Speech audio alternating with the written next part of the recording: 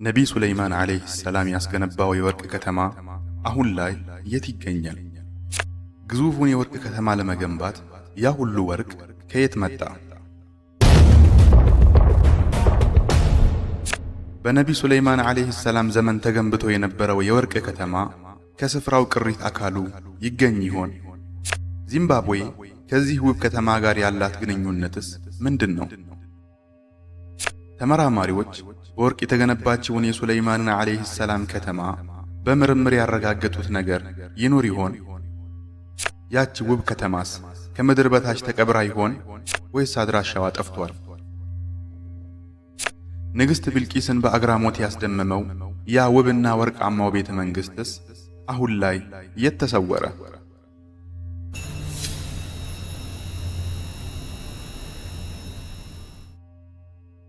የነቢዩላህ ሱለይማን ዓለይሂ ሰላም ዘመነ መንግሥት ምስጢራትና ድብቅ ሁነቶች ማለቂያ የላቸውም። ያንዱን ምስጢር ፈትል ስትመዝ ይበልጥ ግርምት የሚያጭር ሌላ እንቆቅልሽ ይተካበታል።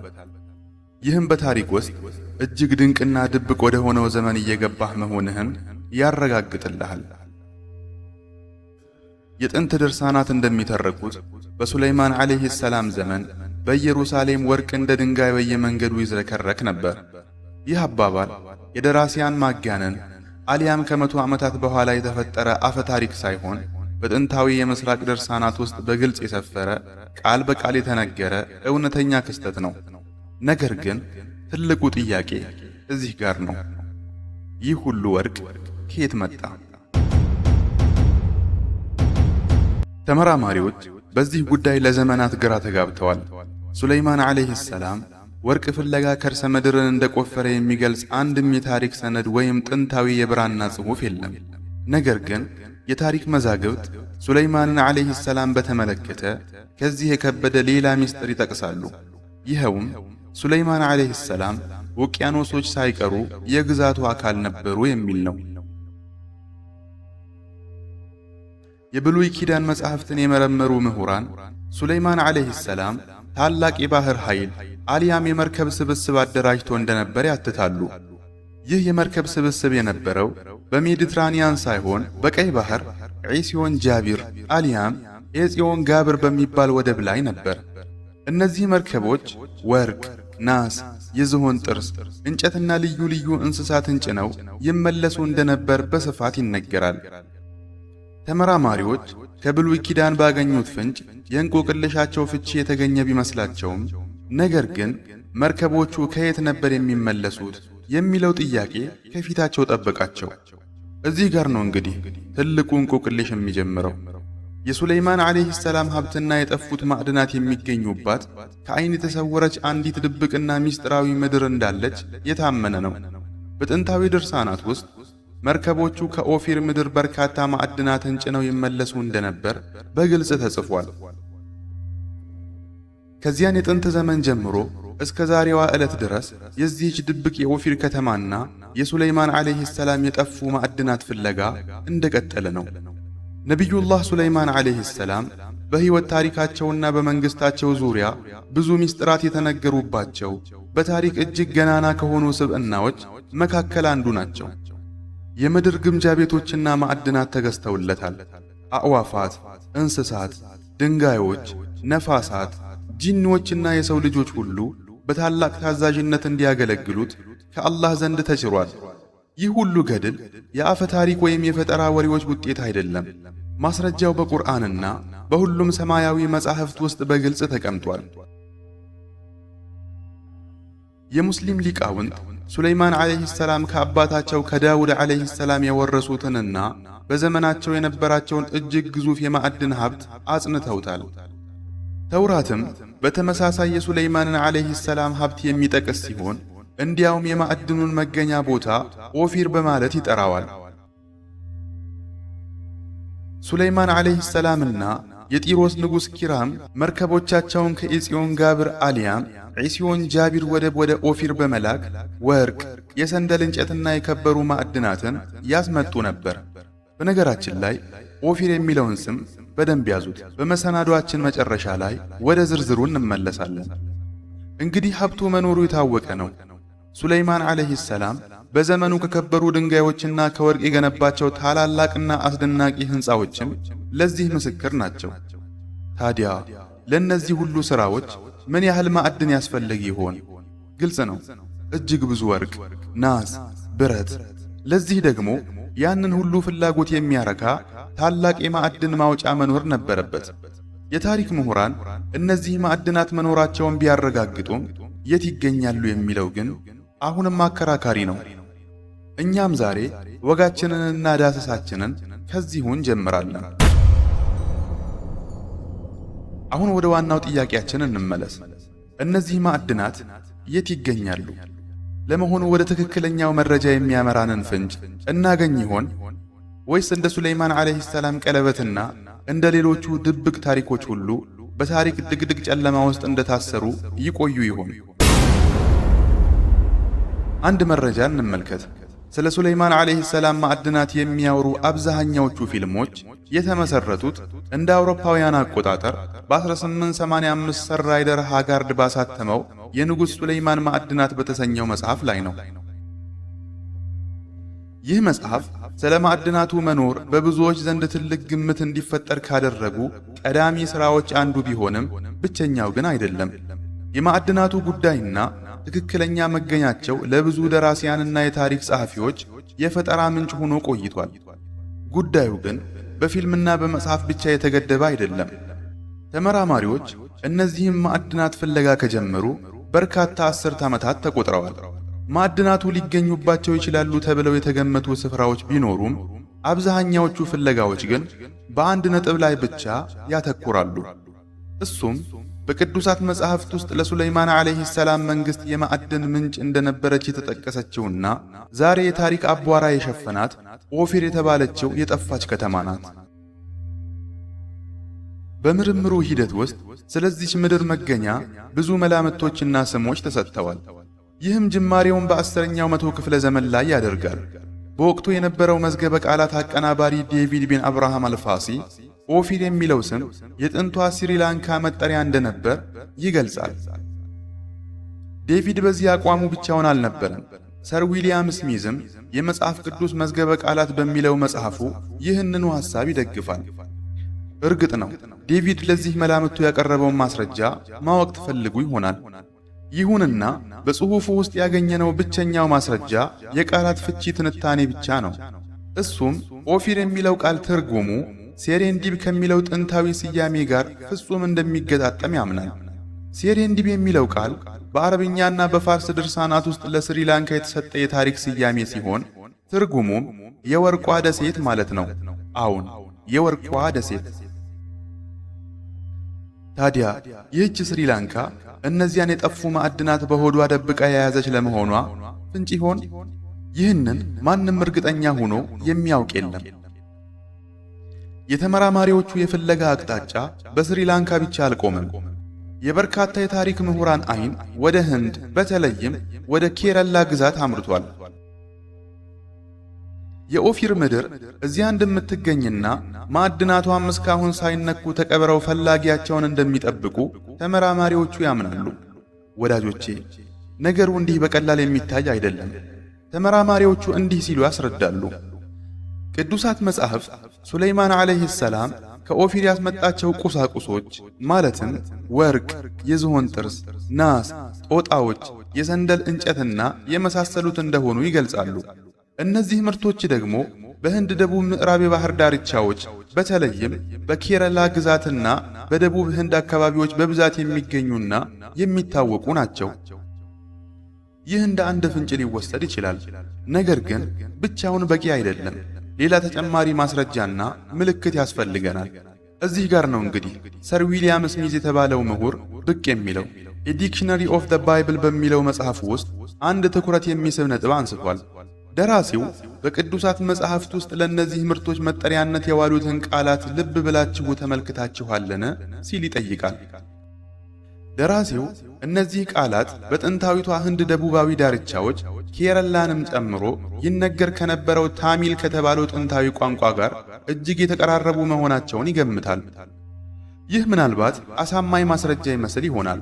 ይሁን እንጂ ብዙ የታሪክ ምሁራን ሳይቀበሉት ቀርተዋል። ሕንፃዎች የተገነቡበትን የከበሩ ድንጋዮችና ወርቆችን ስፍራ ለማግኘት ፍለጋው በዚሁ አላበቃም። ብሪታንያዊው የምስራቃውያን አጥኚ ማክስ ሙለርና ሌሎች ምሁራን ደግሞ የኦፊር ምድርና ማዕድናቷ የሚገኙት በህንድ የጉጃራት ግዛት ውስጥ ነው የሚል እምነት አላቸው። የእነሱ መከራከሪያ ደግሞ የአይሁድ ወጎችና ድርሳናት ኦፊርን ከህንድ ንዑስ አህጉር ጋር አጥብቀው ማያያዛቸው ነው።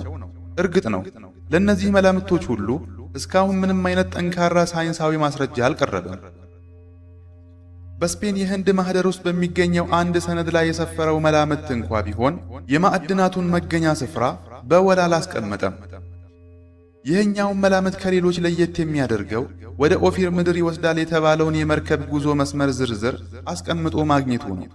በዚህ ሰነድ መሰረት የመርከብ ጉዞ የሚጀምረው ከደቡብ አፍሪካ አሊያም ኬፕ ኦፍ ጉድ ሆፕ ተነስቶ ወደ ህንድ፣ ከዚያም ወደ በርማ፣ ሱማትራ፣ ማሉኩ ደሴቶች፣ ቦርኒዮ፣ ሱሉ፣ ቻይና፣ በመጨረሻም ኦፊር ተብላ ወደ ተጠቀሰችው ወደ ፊሊፒንስ ያመራል። ሳይንሳዊ ማስረጃዎችና አርኪኦሎጂያዊ ቁፋሮች ባለመኖራቸው እነዚህ ሁሉ ስፍራዎች በመላምት ደረጃ ብቻ የቀሩ ናቸው። ቢሆንም ግን እውነታውንና ያሉትን መረጃዎች ሁሉ ለእናንተ ለማድረስ ስንል ከህንድ ንዑስ አህጉር ጋር በተያያዘ እጃችን ላይ የገቡትን መረጃዎች በሙሉ በዚህ ወጋችን ውስጥ ማካተቱ ተገቢ ሆኖ አግኝተነዋል። አሁን ደግሞ ፍለጋችንን ወደ አፍሪካ እናዞር። አፍሪካ የኦፊር ምድር ልትሆን ትችላለች ተብለው ከሚገመቱ ቀዳሚ ስፍራዎች አንዷ ናት። ለምን ቢሉ የሚከተለውን ስሙኝ። ታዋቂው መርከበኛ ቫስኮ ዳጋማ የጥንቷ ዚምባብዌ መንግስት የቀድሞ ስሟ ኦፊር እንደነበር ገልጿል። በተለይም በህዳሴው ዘመን ዚምባብዌ በደቡብ አፍሪካ የወርቅ ንግድ ማዕከል መሆኗ ለዚህ መላምት ትልቅ ግብዓት ሆኗል። እንደ ቢቢሲ እና ጋርዲያን ያሉ የዜና ምንጮች እንደሚጠቅሱት አውሮፓውያን በዚምባብዌ የወርቅ ማዕድናትንና ጥንታዊውን የዚምባብዌ ግንብ ባገኙ ጊዜ ያለምንም ማቅማማት እነዚህማ የሱለይማን ዓለይሂ ሰላም የጠፉ ማዕድናት ናቸው በማለት ደምድመው ነበር። ይህንንም ያሉት ቅዱሳት መጻሕፍት ሱለይማን ዓለይሂ ሰላም ወርቅን ከሌላ ሀገር ያስመጣ እንደነበር ስለሚናገሩና የንግሥተ ሳባ አሊያም የቢልቂስ መንግስትም በዚያ አካባቢ ሳይሆን አይቀርም የሚል ጽኑ እምነት ስለነበራቸው ነው። ስለ ንግሥተ ሳባና ስለ ገናናው መንግስቷ በቅርቡ በሚጀምረው የሚስጥራት ዓለም በተሰኘው ዝግጅቴ ላይ ሰፋ ያለና ጥናታዊ ትንተና እንደማቀርብላችሁ ከወዲሁ ቃል ገባለሁ። ይሁን እንጂ የሱለይማንን ዓለይሂ ሰላም ማዕድናት መከማቻ በተመለከተ እነዚህ ሁሉ መላምቶች እስካሁን ምንም አይነት ጠንካራ መሰረት አልተገኘላቸውም። እንደ ሞዛምቢክና ቱኒዚያ ያሉ የአፍሪካ ሀገራትም የኦፊር መገኛ ሊሆኑ እንደሚችሉ ቢገመቱም ማስረጃ ግን አልቀረበባቸውም።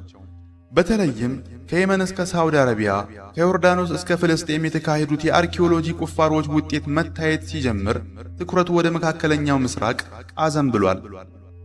ጉዟችንን በየመን እንቀጥል። እንዲህ ያለ ታላቅ ስልጣኔና ከንግሥተ ሳባ መንግስት ጋር ጥብቅ ቁርኝት ያላት ሀገር ለኦፊር ምድርና ለማዕድናቷ ቀዳሚ እጩ መሆኗ አይገርምም። በአውሮፓና በአሜሪካ ሙዚየሞች የሚገኙ በሺዎች የሚቆጠሩ የመናውያን ጥንታዊ ቅርሶች፣ በተለይም የወርቅ ጌጣጌጦችና ቅርጻ ቅርጾች ለዚህ ምስክር ናቸው። በተጨማሪም ታዋቂው የመናዊ ምሁር አቡል ሐሰን አልሐምዳኒ የጻፈውና ስለ የመን ወርቅና ብር ታሪክ ብቸኛ ማጣቀሻ ተደርጎ የሚወሰደው የሁለቱ ጥንታዊ ጌጦች መጽሐፍ ሌላው ማስረጃ ነው። ከሳይንሳዊና ከጂኦሎጂካዊ እይታ አንጻርም የመን የጂኦሎጂ ጥናት ተቋም ከ25 በላይ የወርቅ ስፍራዎች በ6 የየመን ግዛቶች ውስጥ እንደሚገኙ አረጋግጧል። በ1980ዎቹም በሐድረመውት የወርቅ ማዕድን ፍለጋ ተጀምሮ ወደ ሌሎች ግዛቶች ተስፋፍቷል። በእርግጥም በየመን በተደረጉ ጥናቶች ወርቅና ሌሎች ማዕድናት እንዲሁም ሌሎች ጥንታዊ ቅርሶች ተገኝተዋል። ይህም ብዙዎች የየመንን በኦፊር ምድር ዝርዝር ውስጥ በቀዳሚነት እንዲያስቀምጧት አድርጓቸዋል። ቢሆንም ግን እስከ ዛሬዋ ዕለት ድረስ እነዚህ ማዕድናት ከነቢዩ ሱለይማን ዓለይሂ ሰላም ዘመን ጋር ያላቸውን ግንኙነት የሚያረጋግጥ ቁልጭ ያለ ማስረጃ አልተገኘም። ከየመን ተነስተን ወደ ሳዑዲ አረቢያ በተለይም ወደ ማህደት ዘሃብ እናምራ። በመዲና ግዛት ውስጥ የሚገኘው ይህ ስፍራ በሳዑዲ አረቢያ ውስጥ እጅግ ጥንታዊና ዋነኛው የማዕድን ቦታ ነው። ስሙንም ያገኘው ካለበት አካባቢ ሲሆን ወርቅ፣ ብር፣ እርሳስ፣ ናስና ዚንክ በብዛት ይገኙበታል። በዚህ ስፍራ የመጀመሪያው የማዕድን ቁፋሮ የተጀመረው ከ1939 እስከ 1954 ነበር። ከዚያም በ1983 እንደገና ቀጥሎ ሥራው እስከ ዛሬዋ ዕለት ድረስ አልቆመም። እንደ አቢ ኢስሐቅ አልበክሪ፣ አልሰምሁዲና አልሐርቢ ያሉ በርካታ የታሪክ ጸሐፊዎች የጠቀሱት ይህ ማዕድን ከረሱል ሰለላሁ ዐለይሂ ወሰለም ዘመን ጀምሮ እስከ ዛሬ ድረስ የላቀ ግምት የሚሰጠው ቦታ ሆኖ ቆይቷል። የሱለይማን ዐለይሂ ሰላም ማዕድናት የሚለው ሐሳብ ይበልጥ ትኩረት እያገኘ የመጣው ግን ከዚህ ማዕድን ተነስተው በአረብ ምድር ወደሚገኙ ሌሎች ማዕድናት የሚወስዱ እንግዳ ዋሻዎች ሲገኙ ነው። የጂኦሎጂካዊ አማካሪው ዶክተር አብዱልዓዚዝ ቢን ላዕቡን እንደሚገልጹት በምድር አረብ ቢያንስ 1000 የሚጠጉ ጥንታዊ ማዕድናትና የድንጋይ መፍለጫዎች የሚገኙ ሲሆን ከነዚህ ሁሉ መካከል የማህደት ዘሃብ ጥንታዊት መንደር ዋነኛውና ተወዳዳሪ የሌለው ነው። ዶክተር አብዱልዓዚዝ አክለውም ይህ ቦታ ለነቢዩ ሱለይማን ዐለይሂ ሰላም የወርቅ ምንጭ እንደነበር ጽኑ እምነት እንዳላቸው ይናገራሉ። ለዚህም እንደ ማስረጃ የሚያቀርቡት ከማዕድኑ ቅሪቶች ላይ የተደረገው የራዲዮ ካርቦን ምርመራ ውጤት ከዒሳ ዐለይሂ ሰላም ልደት በፊት የ961 ዓመተ ዓለምን ወይም የ10ኛውን ክፍለ ዘመን የሚያመላክት መሆኑን ነው። ይህ ደግሞ ነቢይ ሱለይማን ዐለይሂ ሰላም የነገሱበት ዘመን በመሆኑ ስፍራውን ለጠፋችው የኦፊር ከተማነት ዋነኛ እጩ ያደርገዋል። እንዲያውም በኒውዮርክ ታይምስ ጋዜጣ ላይ በወጣ ጽሑፍ ዶክተር ሮበርት ደብሊው ሉሲና የአሜሪካ ጂኦሎጂ ጥናት ተቋም ሳይንቲስቶች ይህንን እውነታ አጽንተውታል። ቢሆንም ግን ማህደት ዘሃብ ለኦፊርነት ቢታጭም እስካሁን ድረስ በቁርጥ የተረጋገጠ ነገር የለም። ፍለጋውም እንደቀጠለ ነው።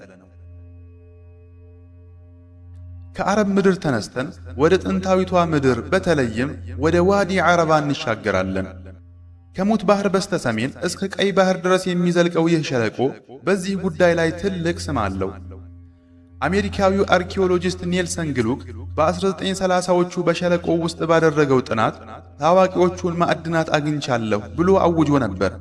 ዋዲ ዓረባ በተፈጥሮ የናስና የብረት ሀብቱ የሚታወቅ ስፍራ ነው። ይህ ጥናታዊ ግኝት በርካታ የምርምር ቡድኖችን ወደ ስፍራው ስቧል። በዚህም ሂደት የሱለይማን ማዕድናት ሲባል ትኩረቱ ከወርቅ ወደ ናስና ለግንባታ የሚያገለግሉ ማዕድናት ዘወር እንዲል አድርጎታል። ከተሞች ስንል ደግሞ እስከ ዛሬ ድረስ ፍለጋቸው ያልተቋረጠ በርካታ የጠፉ ከተሞችን መሆኑን ልብ ይበሉ። በሌላ በኩል ደግሞ የእስራኤል መንግሥት በዚህ ጉዳይ ላይ የራሱ ሚና አለው። እነርሱ እንደሚሉት ከሆነ የዚህ ንጉሥ አሊያም የነቢይ ሱለይማን ዐለይሂ ሰላም ወራሾች ነን፣ ሀብቱም የኛ ነው ባዮች ናቸው። እንዲያውም መላው ህልውናቸው የተመሰረተው መቅደሳችን የሚሉትንና ሌሎች የታሪክ ቅሪቶችን በመፈለግ ላይ ነው። ዋዲ ዓረባ ከታዋቂው የናስ መገኛ ቲምና በስተምዕራብ የሚገኝ በመሆኑ በዚህ አካባቢ የሱለይማን ዐለይሂ ሰላም ማዕድናት ካሉ በእኛ በኩል ባለው መሬት ውስጥ መሆን አለባቸው የሚል መከራከሪያ ያቀርባሉ። በ2013 ባደረጉት ምርመራ እዚያ የሚገኙት የናስ ማዕድናት በካርቦን ምርመራ የ10ኛው ክፍለ ዘመን አሊያም የነቢይ ሱለይማን ዐለይሂ ሰላም ዘመን ውጤት ማሳየታቸውን ይናገራሉ። ይህ ግኝት ከዮርዳኖስ በኩል ቀደም ብሎ ከቀረበው መረጃ ጋር መገጣጠሙ የሚገርም አጋጣሚ ነው። በሙት ባህር በስተሰሜን የሚገኘውና በዐቀባ አማን መንገድ በኩል ብቻ የሚደረስበት ይህ ቦታ በ2006 አሜሪካዊው አርኪኦሎጂስት ቶማስ ሌቪ የተፈለጉት ማዕድናት በዮርዳኖስ የሚገኘው ኸረበት አናህስ ውስጥ ሊሆኑ ይችላሉ ማለቱን ተከትሎ ይህ ስፍራ ወደ መድረኩ መጣ። ሌቪ ከቡድኑ ጋር በ1997 የጀመረው ጥናት እስከ 20 ጫማ ጥልቀት ድረስ በመቆፈር የታችኛውን አፈር ለምርመራ ወስዷል። በካርቦን ምርመራውም አፈሩና የናስ ቅሪቱ የ10ኛው ክፍለ ዘመን አሊያም የሱለይማን ዐለይሂ ሰላም ዘመን መሆኑ ተረጋግጧል። ቀደም ሲል እነዚህ ማዕድናት የ12ኛው ክፍለ ዘመንና የግብፃውያን እንደሆኑ ይታሰብ የነበረ ቢሆንም አዲሱ ጥናት ግን የነቢይ ሱለይማን ዐለይሂ ሰላም መሆናቸውን አረጋግጦ አልፏል። ይህ እንደ ሲኤንኤን ባሉ ታላላቅ የመገናኛ ብዙሃን የተዘገበው ዜና ትልቅ መነጋገሪያ ሆኗል። ነገሩ እውነት ከሆነ ምሁራን ለዘመናት የፈለጓቸው ማዕድናት የናስ ማዕድናት ናቸው ማለት ነው። ምናልባትም የመጀመሪያዋን የኢየሩሳሌም ከተማ ለመገንባት የሚያስፈልገውን ማዕድን ያቀረቡት እነዚህ ቦታዎች ሊሆኑ ይችላሉ። ወዳጄ እስኪ አስበው፣ ይህ እውነት ሆኖ ቢረጋገጥና በዚያ አካባቢ ከነቢዩ ሱለይማን ዓለይሂ ሰላም የጠፉ ከተሞች መካከል አንዷ ብትገኝ፣ ይህ ግኝት ሚስጥሩ በበዛበትና መረጃው ባነሰበት በዚያ ዘመን ላይ ትልቅ ብርሃን አይፈነጥቅምን? እንግዲህ ወዳጆቼ ስለ ጠፉት የሱለይማን ዓለይሂ ሰላም ማዕድናት እጃችን ላይ ያለው መረጃ ይህን ይመስላል። የነቢዩ ሱለይማን ዓለይሂ ሰላም ስም ብቻውን ብዙ ጥያቄዎችን የሚቀሰቅስ ነው፣ ከመቅደሱ እስከ ቀለበቱ። አሁን ደግሞ የጠፉት ማዕድናትና የኦፊር ከተማ ሚስጥራት የማይፈቱ እንቆቅልሾች ሆነው ዘመናትን ተሻግረዋል። ኦፊር የት ነች? በህንድ ንዑስ አህጉር ወይስ በአፍሪካ? ነገሩ ተረት ብቻ አይደለም። ስለ የመን የወርቅ ማዕድናትስ ምን እንላለን? የሳባ ንግሥት ከዚህ ማዕድናት ጋር ምን ግንኙነት አላት? ወይስ ሳውዲ አረቢያ የሚገኘው ማህደት ዘሃብ ነው ትክክለኛው የጠፉት ማዕድናት መገኛ? ከሁሉ በላይ ደግሞ ዋናው ጥያቄ በዮርዳኖስ የሚገኘው ኸረበተ ነሐስ ለጠፋው ታሪክ መክፈቻ በር ይሆን? እነዚህ ሁሉ ጥያቄዎች ለጊዜው እንደተንጠለጠሉ ይቆያሉ። ወደፊት የሚመጡ ቀናትና አዳዲስ ግኝቶች ለእነዚህ ምስጢራት መልስ እንደሚሰጡን ተስፋ እናደርጋለን። እስከዚያው ግን ደህና እንሰንብት።